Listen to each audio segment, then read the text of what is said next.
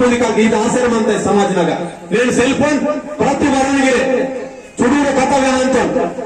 ಇಲ್ಲಿ ಸ್ಕೂಲ್ ದಾಗ ಸೊತ್ತೇನೆ ಹೇಳಿಕೊಂಡು ಇಂಟರ್ಗೇಷನ್ ಕೀಲಿ ಪುಸ್ಕಿಸೇ ಸೊತ್ತಕ್ಕೆ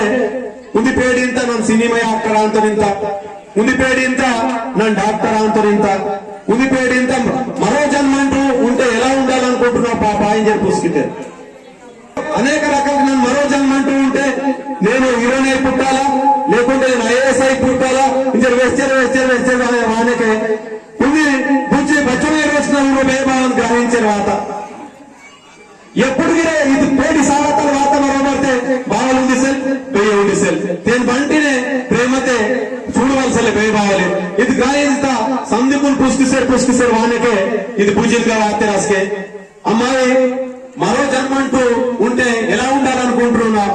ఇన్నకనే సార్ నేను మరో జన్మ అంటూ ఉంటే నేను సెల్ ఫోన్ అయిపోతాలా సార్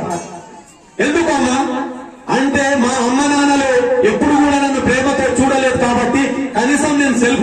ఫోన్ అయి పుట్టితే కనీసం మా అమ్మ నాన్న చేతిలో ఉంటానేమోనని చూడండి దాదాలి భేదభావాలు గ్రహించ